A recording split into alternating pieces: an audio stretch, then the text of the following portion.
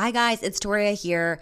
Just letting you know that we had a little technical difficulty when recording this week's episode. And I also was recovering from being sick. So there's some weird tapping. The mic quality is a little low and I am generally pretty miserable to listen to. So just giving you the heads up. Okay, enjoy everybody. The Flushing Girl from Flushing, the nanny named Fran. Oh, Mr. Sheffield. Miss Fine. Wake up, San Francisco. Oh, wrong sitcom. Welcome, everybody, to another episode of Oh, Mr. Sheffield. That's right. It's a podcast about the hit sitcom from the 90s, The Nanny. I am Shawnee Pasquale here with... Toria Sheffield. Rest in peace, Danny Tanner, forever. We'll never forget ye. Yeah. This week, we are here to discuss season 3, episode 20, Your Feets Are Too Big. I wish this episode had been called Your Feet's Too Big. No, it was called Your Feet's Too Big, and it is error everywhere that it says your feet are too big. Because this is in reference to a Fats Waller song, who's an American jazz pianist. And I've seen it written both ways online, but I'm pretty sure it's Your Feet's Too Big. Yeah, that's what it should be. Yeah. Your feet's too big. All right. Well, this is the one where Fran realizes that as with age, she will grow wider in certain places, specifically her feet. And she realizes this days before a big modeling reunion because she used to be a foot model. Very conveniently timed modeling reunion. Well, I really enjoyed all this because I did too. I'm just joshing. Just joshing, just giving I'm just joshing. All right.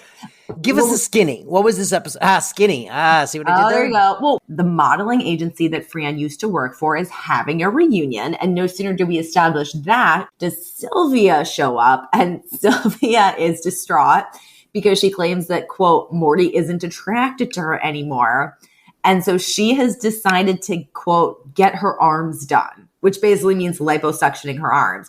And she even holds up her arms at one point and goes, look, it's tapioca pudding, and just sort of jiggles them, which goes into this amazing scene. I was laughing so hard. Well, they basically, they go to a plastic surgery consult.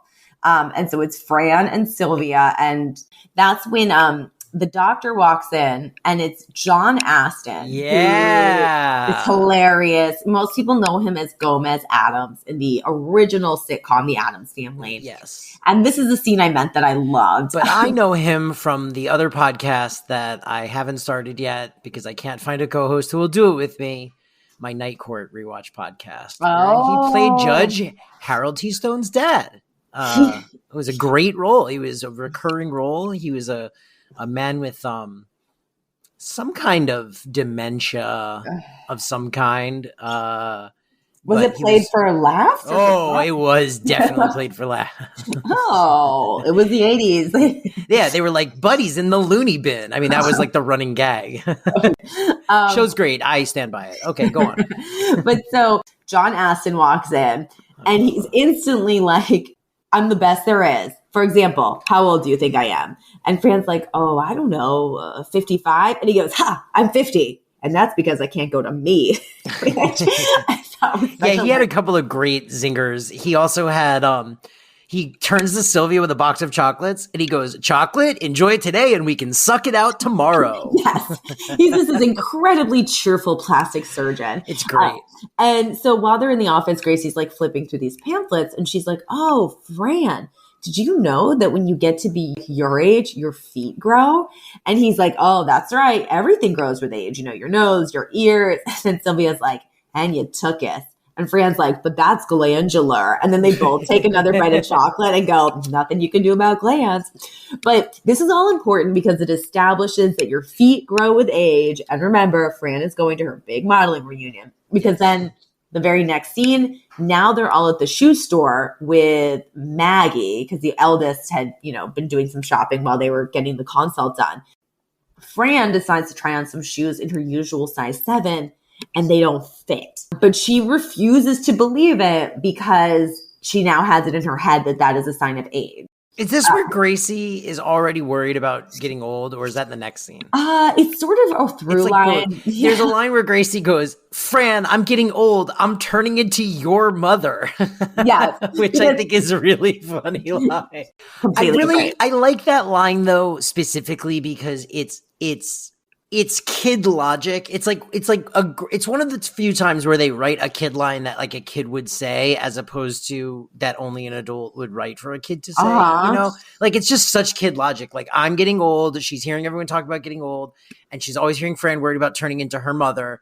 And so, of course, she's like, I'm going to also turn into Fran's mother. It's so cute. I love it. Well, but then we cut to Gracie in the kitchen back at the mansion. She's literally looking at old photos of herself, and old being like 3 to 4 years before when she was a literal like baby. A little baby. And she's like, oh, my skin was so tight back then.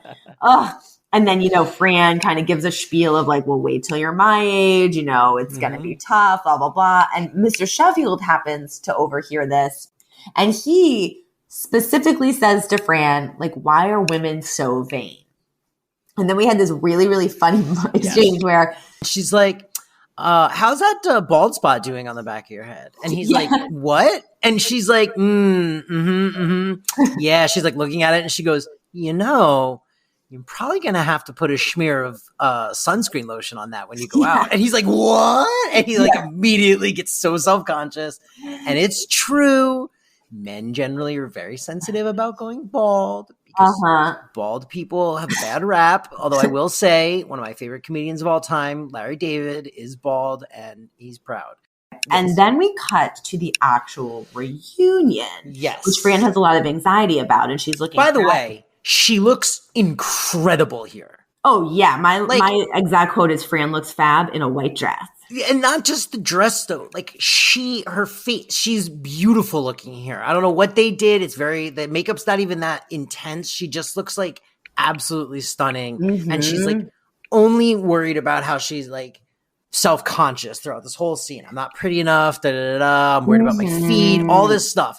She's like hiding behind Mr. Sheffield when they say, "Let's take a picture." Yes, because Mr. Sheffield has sort of graciously said, like, "I'll take you to this reunion." Yeah. So, but everything's going well. She's actually, realizing that like she looks pretty good for her age, and other women are telling her she looks great. So she gets this like little boost of confidence. But just as that happens, a photographer shows up and goes, all right, group photo. Let's see those feet. And all the girls pull up their dresses to show their feet. And Fran has these huge, like massive fake feet. And this is when you instantly know it's a dream. And I had slightly been wondering if maybe this was a dream, but then obviously confirmed. So here's what is when he said "show your feet," I was like, this feels weird. And then immediately once they showed the feet, I was like, oh, this is a dream. But I loved it a lot. I love a dream. I love a dream reveal. I really liked the feet props, like the way they looked. I thought was really funny. It was like they had a fun look to them. It was very silly. It was a very silly joke. Very goofy. And as far as dream sequences go, this was a pretty good fake out. Like, but they weren't done with you yet. No. Because then Fran wakes up from her nightmare. She's fallen asleep in the living room at the mansion. She's like screaming. And Mr. Sheffield's like, Miss Fine. Are you having that Barbara Streisand retirement nightmare again? And she's like, oh, no, I was dreaming about the reunion and everyone saw my She goes, no, don't even say that out loud.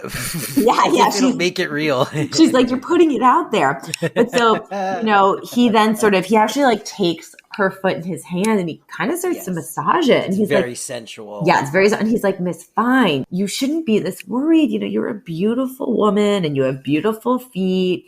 And then he's like, and the children aren't home, which gives us time too. And I immediately went, oh no, this is like weird fanfic. I hope this isn't real. And then I was like, wait, are they doing a double dream? I got very excited that they were going to get a double dream reveal. I started to suspect it was a double dream because I was like, it's not going to happen like this when it happens. But their makeout was hot. It was en fuego. And it went extra long to the point where the audience, they do the normal like, woo, woo. And then it kind of briefly dies and they're still kissing and the audience is like, woo, woo. Yeah, it was a little too hot for television. But so it was X-rated. Then she wakes up yet again. We realize it was a dream, yet another dream. And it's Sylvia who's waking up and she's going, Fran. Yes. Yeah, and they do, again, I like on this show that they're not afraid every once in a while. It's very unusual for these 3-camera sitcoms to break format. But they do, again, like this POV shot of like almost a fisheye lens shot of Sylvia's face in extreme close-up going like, Fran, wake up, Fran. And it's like so jarring when a sitcom changes its 3-camera angles that they give you. It's so jarring, but it was used to great effect on this episode. I also got a big laugh out of me. I liked it a lot. And so Sylvia has shown up and she's there because she is telling Fran that she has decided not to go through with the surgery and that she instead is going to grow old with dignity and honor. And Fran's like, the insurance won't cover it. And she's like, nope.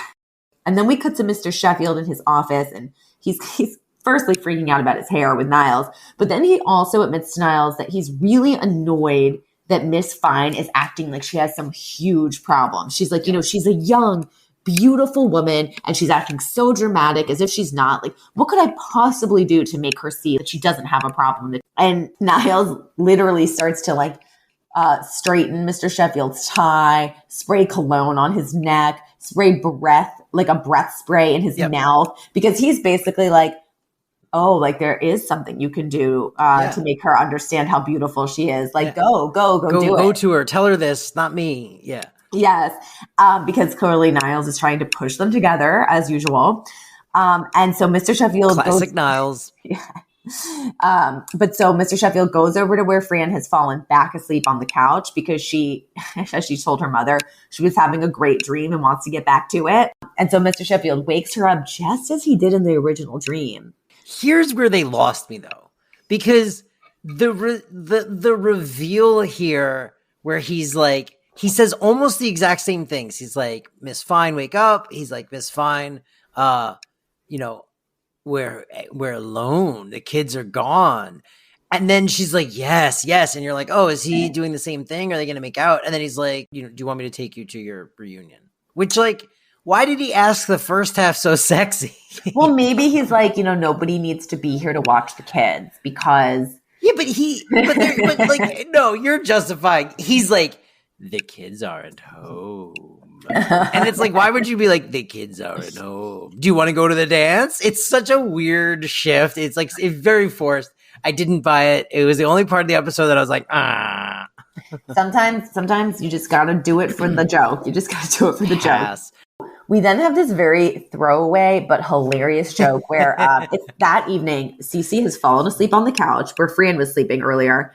Niles walks by her with shoe polish and he just does like a little shoe polish mustache on her, little goatee. He does like a mustache goatee comb. I forget what that's called. It's like a little devil beard. Oh yeah. I was watching this with Kyle.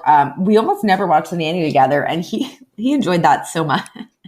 Because he hates your hobbies. Because I don't get any support. No. Just, I'm not usually here when I watch. And he really, it was nice seeing it with a person who's outside our little bubble because he was genuinely laughing a lot. And I'm like, okay, we're not crazy. We haven't got insane. No, that's what I feel every time I watch it with Elizabeth. Mm-hmm. I'm like, oh, okay, someone else is enjoying this. Yay, I'm normal.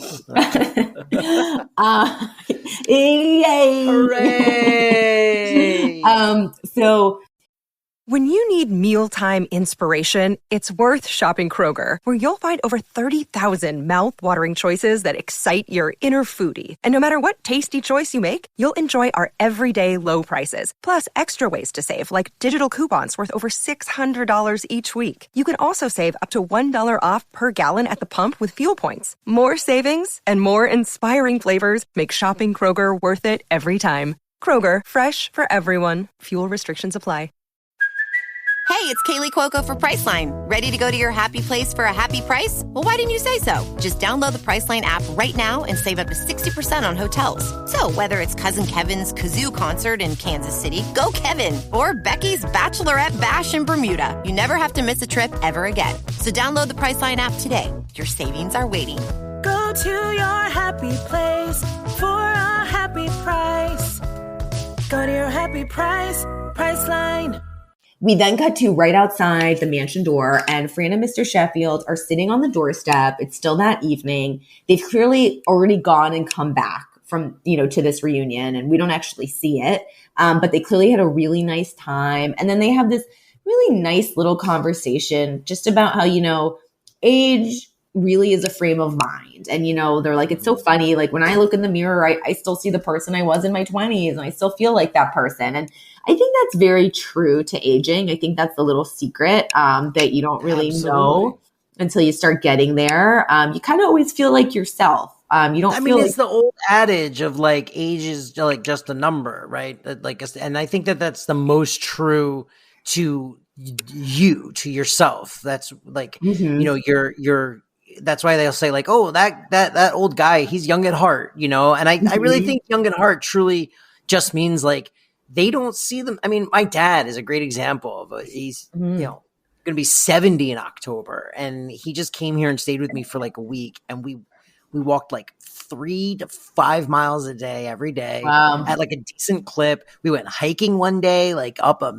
canyon, and he just like does stuff, like he's in pretty good friggin' shape for a 70-year-old man. He's getting himself in shape so he can go back on the ice because he referees ice hockey. So wow. That's why I stopped. I used to all the time lean into I'm getting old. I'm an old Jewish man already. But like then I started to like be lazy and feel that way. So I stopped that shit. It's not good for your mental health. Well, anyway, off my soapbox. And then it's all getting cut. No. Oh, just kidding. But it's funny because when Fran and Mr. Sheffield like have that moment and they're like, it's all as old as you feel. And then they both stand up and they're like, oh. They groan. Yeah. I loved this stoop scene. I thought it was great. I thought it was very cute, but then the groan at the end was fantastic. And I love Fran's dress. I love Fran's dress in this scene. Oh my God, absolutely. She looked incredible. But then the whole episode is justified in this next little reveal because they could have left well enough alone and just had Niles drawing on Cece's sleeping face. And that's a funny enough joke to me where it's like, haha, she like even asleep, she can't get away from him.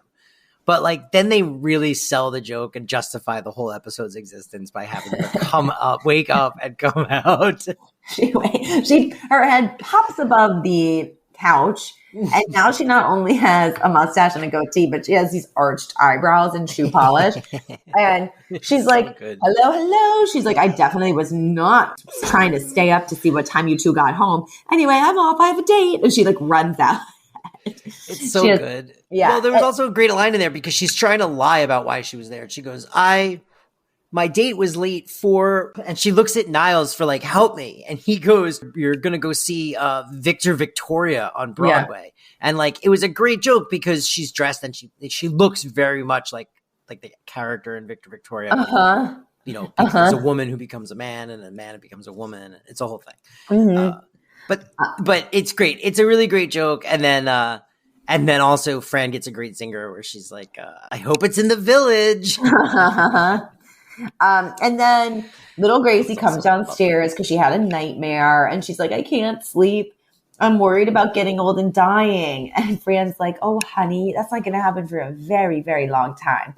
And she's like, no, I mean that about you. Mm-hmm. And Fran's like, oh, don't worry. Like, I'm not going anywhere until I've got a house in Great Neck, couple of kids, and a husband waiting for me outside a Loman's dressing room. And then Mr. Sheffield's like, see, sweetheart, she'll be with us forever. And that was just a little funny freeze frame to end the episode on. Super sweet. Very cute. And it was just I thought a very fun, easy breezy episode overall. Yeah. It was a quick, fun episode. And I loved the little guest actor appearance in it. There were some great one-liners. And speaking of which, let's get to segments. And now, segments. So, segments. Yeah, no, I think we should move on to segments. To say we can move on to our segments. And now, segments. Segments with Sean and Toria. I'm going to get my two out of the way because I said a bunch of mine at the end there. I got very excited. Mm-hmm. The ones I didn't hit on were in the very beginning, and it wasn't so much of a line. It was Sylvia describing how she's worried because Mort isn't into her as much anymore. And she has a very funny line about, I surprised him at the door naked, but then it wasn't really him, right? But then she goes, it's been 2 weeks since we had relations, which I thought was funny that she calls it relations instead of sex. And then it's the reaction from Fran and Niles in that scene where they're like, oh, wow, 2 weeks, as if that's very long. Like, and Niles is like, I just thought it was very funny how like instantly bitter the two of them got. Oh, yeah. It wasn't even sold, like the bigger joke and reaction from the audience was coming from what Sylvia was doing. And their sort of like off the cuff reaction was, I thought, sold very well. I really, really, really like enjoyed that bit. Oh, yeah. What's yours? I love the line. So after Sylvia says that she's not going to get the plastic surgery because insurance won't cover it, she goes, oh, yeah. She's like, your father's plan is very specific. I have to be in the house and injured by farm equipment.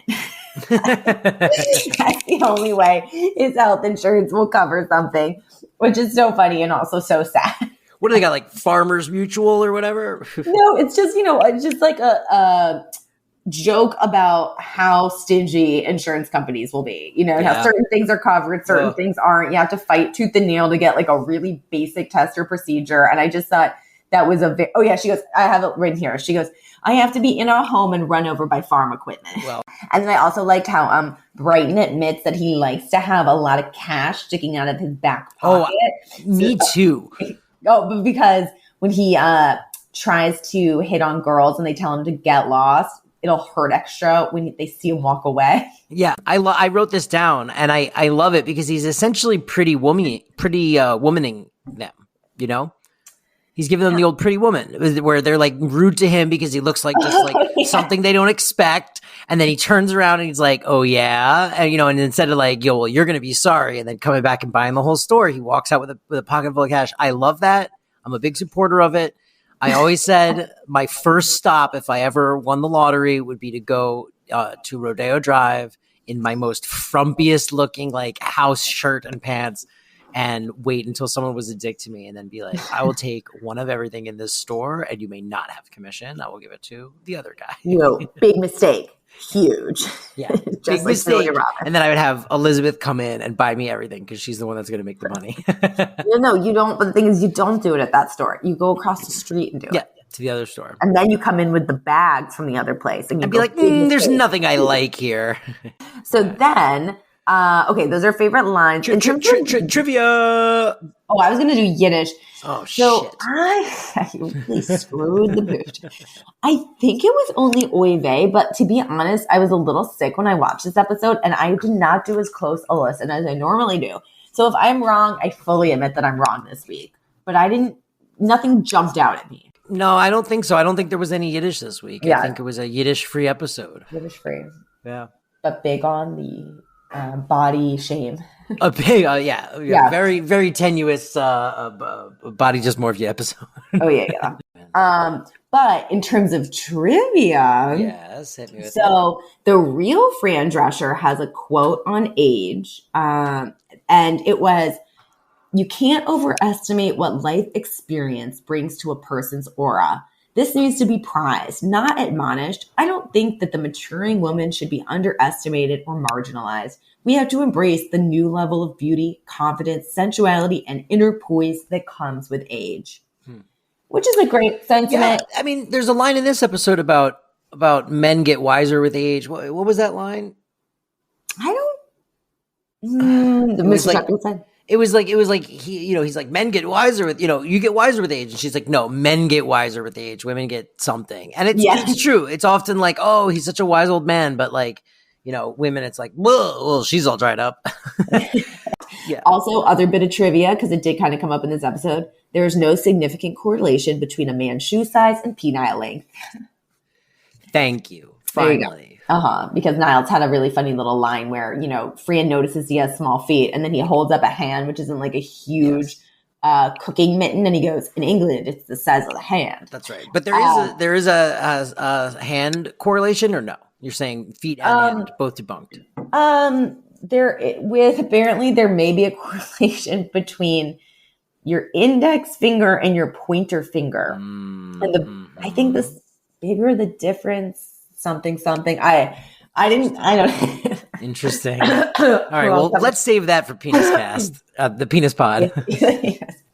Yeah, Sean's too interested in this for my liking, so I'll let him Google this separately. But so then the Fran and the Cece. I think we've talked about this before, and by virtue of the fact that I am like a woman in our society, I am just more prone to be neurotic about lines and is this sagging and am I looking older? I definitely am guilty of that. And I'll say this, it doesn't happen to you until it happens to you. Like, I was not that person in my 20s. I thought it was so silly. I, was a little bit judgmental of people focusing on that. And then you're kind of like, oh, wow. It happened to me too.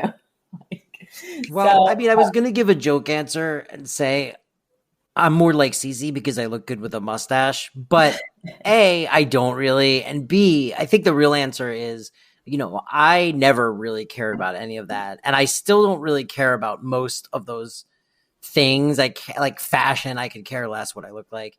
But living with Elizabeth has made me, like, she's gotten me into like a skincare routine. And like, I guess I care partially because she cares, and I'm like, oh, sure. Well, if she's going to put in all this effort, I'm, what kind of dick am I to just go to bed every night and not even try to look good in my old age, and I'm older than her. So it's like, all right, well, I guess I should put some work in.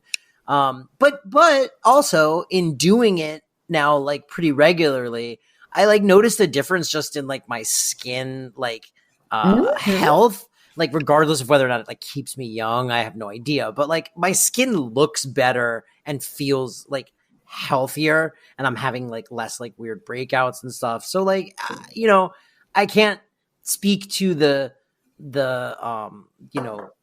whether or not it's going to keep me from aging or whether or not that will even make me any more or less attractive to the world at large. But I do think that like, there's value in taking good care of yourself. And I think it's pretty crazy that society has driven this weird wedge where like self-care for so long has been like a thing that women do.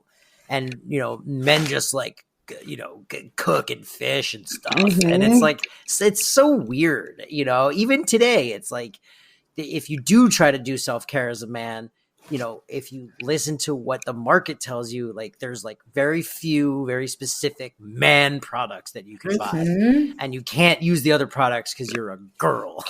Yeah. Insane. And I think it all comes down to like kind of like frame of mind when you're doing it. Like if you're doing it because you're like, hey, when I feel healthy and when I feel like my skin feels healthy or this or that, then I feel I have a little bounce in my step versus, oh God, I am becoming less valuable by the year. I need to keep looking within a certain age range or like all is lost, which is I think the negative extreme of that. It's crazy. That's why I only date men 35 years older than me. That's my new rule. All right. Well, on that note, Tori, I think we've ran out of things to talk about with this one. So it was a fun app, and we thank you for listening. We do. We do remind you to go and rate and review the show. Leave a little 5-star ding-a-ling-a-ler. Go to Apple Podcasts or Spotify or whatever place. Hey, we're on Amazon. We're on Stitcher. I don't know if anyone uses Stitcher, but we're on there. I guess you couldn't be hearing this if you weren't already listening to us. But maybe you just heard this and you're like, ugh, I listen on Apple, but I really would rather be using Stitcher. Well, we're over there. We're over on Stitcher. Anyway, also you can find us on Instagram and Twitter at Oh Mr. Chef Pod. That is our Instagram and Twitter handles. As always, We appreciate you. We love you. We can't wait for next week's episode, whatever that may bring. And I think that's about it. Toria. Everybody out. Not you. Oh, we caught ya. All right. Goodbye. Goodbye. The Flushing Girl from Flushing, the nanny named Fran. Oh, Mr. Sheffield. I go, Miss Fine.